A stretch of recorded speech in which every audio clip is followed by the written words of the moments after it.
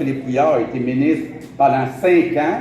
Là, ça fait 4 ans qu'il est premier ministre. C'est toujours pas fait. On a toujours des gens qui sont obligés d'aller à l'urgence pour régler des petits bobos, là, ce qu'on appelle P4, P5. Je comprends que les gros bobos, ça doit être traité à l'hôpital, mais les petits bobos, le médecin de famille peut le faire. On va changer le mode de rémunération. C'est pas facile de négocier avec les médecins, mais on est rendu là. Puis il faut faire quelque chose aussi avec nos hôpitaux. Il va falloir, entre autres, qu'à Saint-Jérôme, à Pierre-le-Gardeur, qu'on les agrandisse. C'était déjà prévu comme ça, mais il n'y a rien qui avance. Il n'y a rien qui avance. Bon, les libéraux ne sont pas très forts pour faire des travaux dans les comtés qui ne sont pas libéraux, hein? Fait que là, c'était une raison de plus pour être au gouvernement puis de faire les changements qui sont nécessaires dans les hôpitaux de la région. Les gens ici payent les mêmes impôts, les mêmes taxes qu'ailleurs au Québec, donc devraient avoir le droit aux mêmes services de santé qu'ailleurs au Québec. Il est temps que ça n'a pas de bon sens.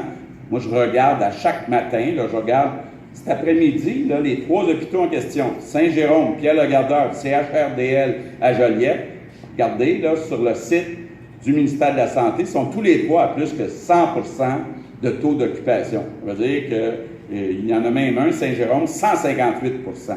Là, ça veut dire qu'il n'y a pas de lit pour tout le monde à l'urgence, donc il est temps que ça soit modifié. Donc, je suis très fier, très fier de mon coup, d'avoir un gars, comme je disais, qui est efficace un matin, un gars qui a du leadership, un gars qui est déterminé, un gars qui croit à l'éducation, qui croit qu'on peut être plus efficace, qu'on peut mettre plus d'argent dans le portefeuille, qu'on peut créer des emplois mieux payés. Donc, je veux te dire d'abord, Louis-Charles, bienvenue dans l'équipe du changement, puis surtout, merci d'avoir accepté cette belle aventure. Parce qu'à partir du 1er octobre, si on gagne, le travail commence. Je compte sur toi.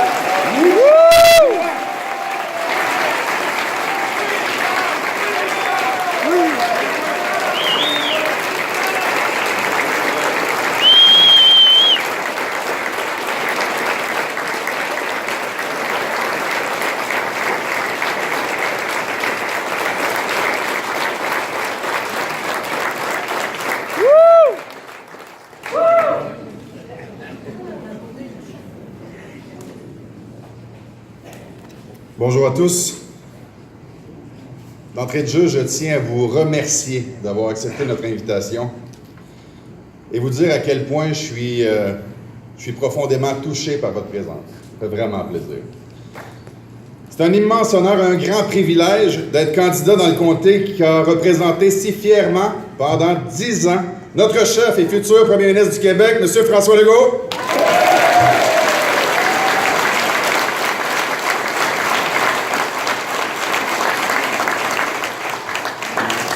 Monsieur Legault, merci de m'avoir choisi. Monsieur Legault, je m'engage à ramener le comté de Rousseau à la CAQ le 1er octobre prochain.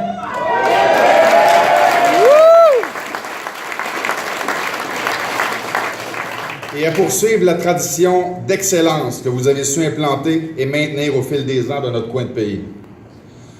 Au cours des prochaines semaines, avec mon équipe gonflée à bloc, je mettrai toutes mes énergies pour porter le message d'espoir et de changement que propose notre formation politique. Ce message, je compte le faire respecter, le faire prospérer et le faire rayonner aux 4 coins de Rousseau.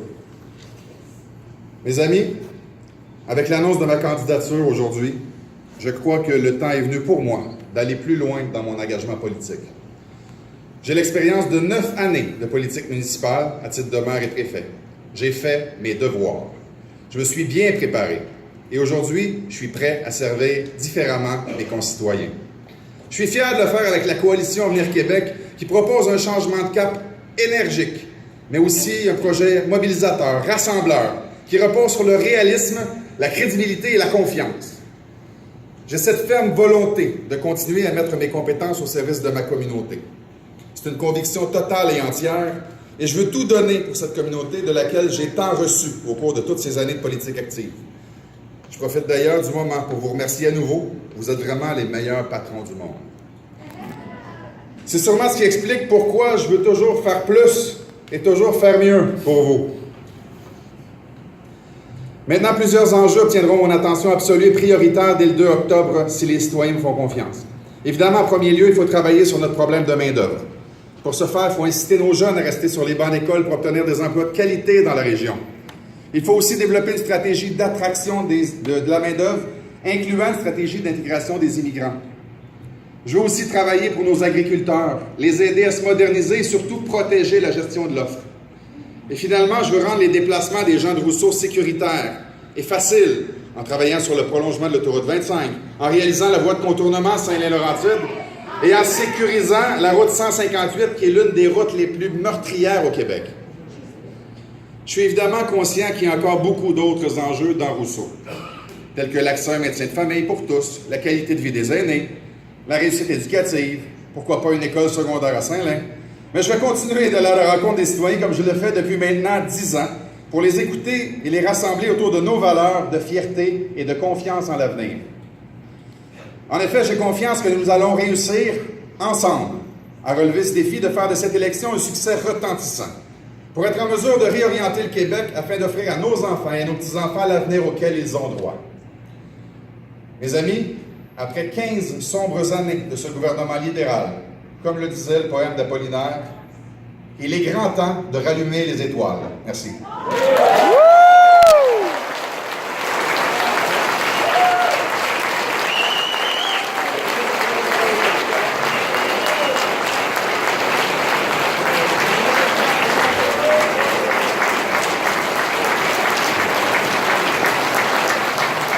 Alors, nous allons maintenant passer à la période de questions pour les journalistes. Donc, je vous demanderai de vous nommer le média que vous représentez. Il y aura possibilité d'entrevues individuelles aussi par la suite. M. Legault, bonjour, Louis de Belleval de Radio-Canada. Alors, vous avez fait l'annonce de votre promesse de ramener le tarif unique dans les CPE au Québec. Mais par le passé aussi, vous avez été un ardent défenseur quand même des garderies privées, non subventionnées. Est-ce que vous voulez ramener la faveur des Québécois du côté des CPE?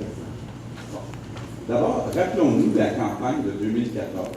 Philippe Couillard a promis, la main sur le cœur, que les tarifs de garderie n'augmenteraient pas. Il les a doublés, triplés, il a renié sa promesse. Ça a coûté très cher à certaines familles. Nous, notre position a toujours été la même. On est contre cette taxe famille, de ramener le tarif donc, à 8,5 $. L'autre chose qu'il faut dire aussi, c'est qu'avec le gouvernement de la CAQ, moi je m'engage à ce qu'il y ait des maternelles 4 ans avec des enseignants partout au Québec. Partout au Québec, sur les 4 prochaines années, il va y avoir des maternelles 4 ans gratuites, comme il y a en Ontario, comme il y a aux États-Unis, comme il y a en Europe. Ça va aider les enfants qui ont des difficultés d'apprentissage. D'ailleurs, on va dépister les enfants avant l'âge de 4 ans. En ayant les maternelles 4 ans, ça va libérer des places dans les CPE, puisque les enfants qui actuellement vont dans les CPE vont aller dans les maternelles. Donc, ce sera ceux en bas de 4 ans qui feront le choix. Nous, on a toujours été pour la liberté de choix. Si quelqu'un va aller dans une garderie privée, il va dans une garderie privée, il y a des crédits d'impôt. Si quelqu'un va dans un CPE, dans une garderie à tarif réduit, bien, il y a un tarif réduit. C'est le choix. On laisse le libre choix aux parents. C'est ce qu'on va continuer de faire avec le gouvernement de la CAQ. Bon.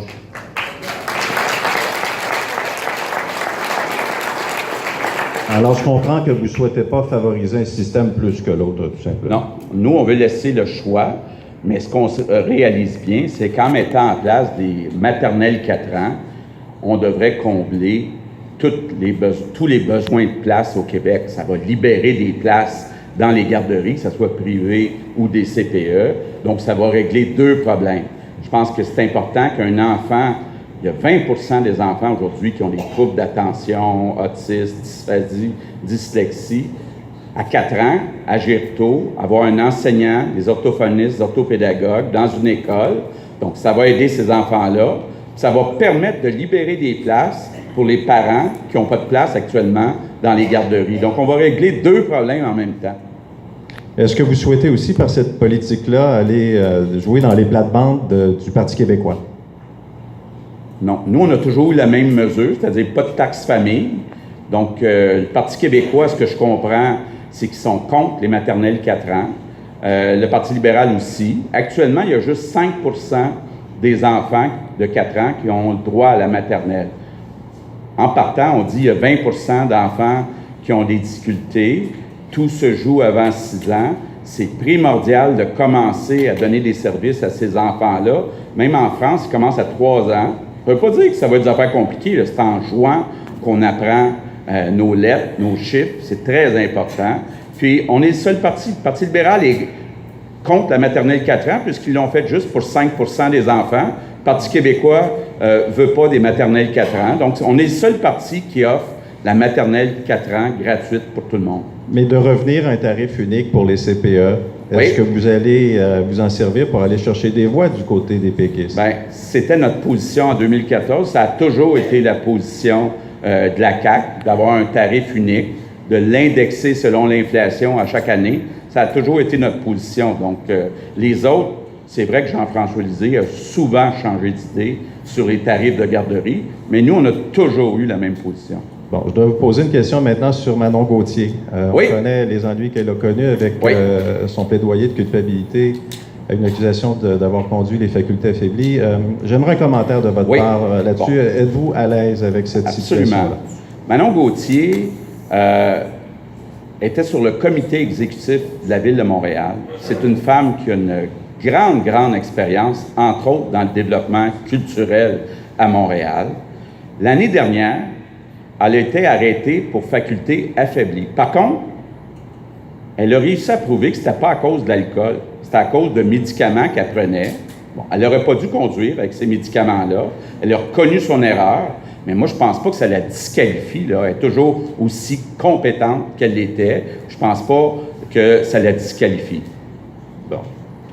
Lorsque M. Barrette est entré en politique, il a mentionné que pour lui, c'est important que chaque Québécois ait un médecin de famille et que c'était à cette aune-là qu'on devait juger son succès ou non de son passage en politique. Vous nous promettez de régler le problème en santé, enfin de différentes façons. À quelle aune on va devoir juger votre parti en matière de santé? Écoutez bien, Gaétan Barrette était candidat de la CAQ à Terrebonne. Je me souviendrai toute ma vie de la journée où je l'ai annoncé. Il a fait une promesse avec qui on n'avait pas discuté de donner un médecin de famille à tout le monde dans les 12 prochains mois. J'ai resté surpris.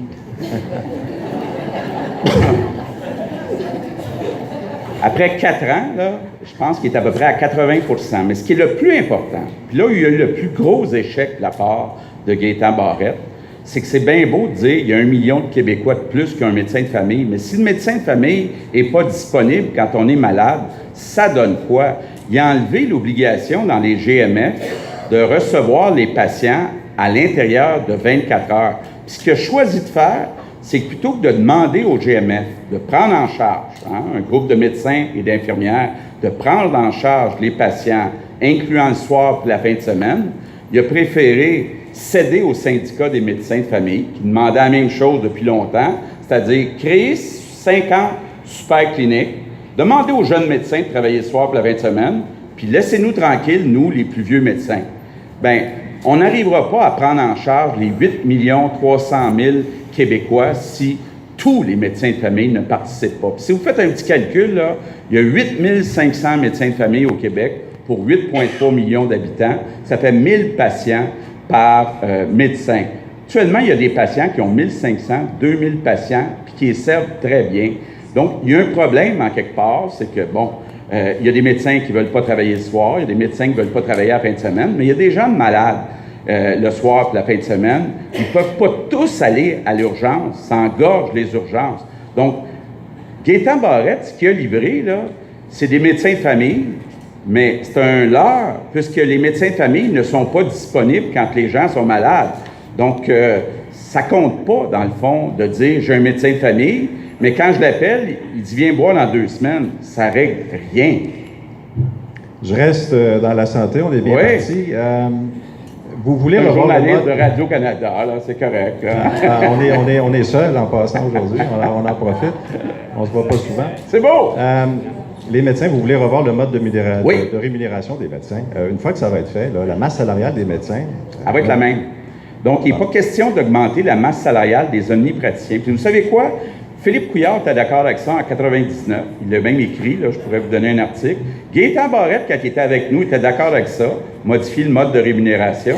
Donc, ce qu'on dit, et ça existe en Ontario, ça existe en Colombie-Britannique, ça a fait ses preuves. Ce qu'on dit, c'est qu'il y a un pourcentage. Actuellement, la majeure partie de la rémunération des médecins de famille, c'est à l'acte, donc au volume. Donc, ils ont intérêt à faire beaucoup d'actes, même si ce n'est pas des actes importants. Nous, ce qu'on va faire, c'est on appelle ça la capitation. On va les payer par patient en fonction du degré d'autonomie ou du manque d'autonomie de certains patients. Donc, les patients qui ont des maladies chroniques peuvent, dans certains cas, compter comme 2 patients. Les plus jeunes pour moins qu'un patient. En tout cas, il y a tout un système. C'est tout déjà organisé au ministère de la Santé. Ça prend juste le courage de mettre ça en place. C'est sûr que les médecins préfèrent garder le paiement à l'acte. C'est un syndicat très puissant. Je vous le dis, là, moi j'ai fait affaire avec la FTQ et la CSN dans ma vie, là. C'est de la petite bière aux côtés des 2 fédérations de médecins. Mais il faut avoir le courage. Philippe Couillard, Gaétan Barrette, le secrétaire général, M. Ecclésias, on a eu un gouvernement de docteurs pour les docteurs. Il est temps qu'on ait un gouvernement qui va travailler pour les patients.